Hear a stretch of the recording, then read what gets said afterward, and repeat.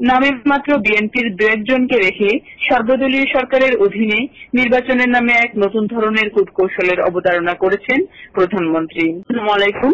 Bangla news TV Los Angeles থেকে প্রচারিত সংবাদে বাংলাদেশ থেকে আমি তাহিয়া পাপড়ি। সব রাজনৈতিক দলকে নিয়ে অন্তর্বর্তীকালীন মন্ত্রিসভা গঠনে প্রধানমন্ত্রীর প্রস্তাব প্রত্যাখ্যান করেছে বিএনপির সর্বোচ্চ নীতি নির্ধারণী ফোরাম স্থায়ী কমিটি। নির্দলীয় নিরপেক্ষ সরকারের দাবিতে আগের অবস্থান অটুট রেখেছে দলটি।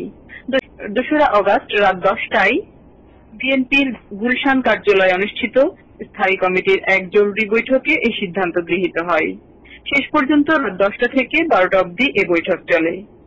এ বৈঠক থেকে বিশেষ সূত্র জানায়, আগামী জাতীয় সংসদ নির্বাচন নিয়ে প্রধানমন্ত্রী যে প্রস্তাব দিয়েছেন তা গ্রহণযোগ্য নয়।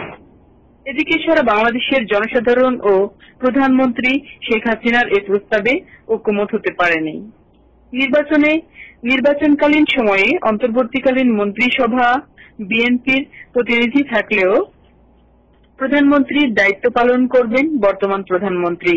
ফলে প্রশাসন সহ সর্বক্ষেত্রে দলীয়করণ হওয়ায় নির্বাচনে প্রধানমন্ত্রী তার নির্বাহী ক্ষমতার অপব্যবহার করার সুযোগ পাবেন বলে অনেকে মনে করেন। বৈঠকে উপস্থিত বেশিরভাগ সদস্য প্রধানমন্ত্রীর প্রস্তাব প্রত্যাখ্যান করেন। নির্বাচনের ব্যাপারে প্রধানমন্ত্রী যে প্রস্তাব দিয়েছেন তা ঠিক দলীয় সরকারের অধীনে নির্বাচন করার মতোই, এমনটি মত প্রকাশ করেছেন বৈঠকে উপস্থিত ব্যক্তিবর্গ। দলীয় সরকারের অধীনে অবাধ সুষ্ঠু নির্বাচন হবে না এমন ধারণা দেশে বিদেশে বিভিন্ন স্তরে সর্বসাধারণের। তারা আরো মন্তব্য করেছেন, নামে মাত্র বিএনপির দু একজনকে রেখে সর্বদলীয় সরকারের অধীনে নির্বাচনের নামে এক নতুন ধরনের কূটকৌশলের অবতারণা করেছেন প্রধানমন্ত্রী। কিন্তু সেই সুযোগ দেওয়া বিএনপির উচিত হবে না বলে তারা মন্তব্য করেন। তবে প্রধানমন্ত্রী সংসদে বা দেশে সংবাদ সম্মেলন করে আনুষ্ঠানিকভাবে এ প্রস্তাব দেননি। বিবিসিকে দেওয়া একটি সাক্ষাৎকারে তিনি কথা বলেন, তাই এই প্রস্তাবকে গুরুত্ব দেওয়াটা ঠিক হবে না। এদিকে সবার মত প্রকাশের পর বিএনপি চেয়ারপারসন খালেদা জিয়া বলেন, নির্দলীয় নিরপেক্ষ সরকারের দাবিতে আমরা যে আন্দোলন করছি তা আদায় না হওয়া পর্যন্ত আমাদের আন্দোলন চলবে।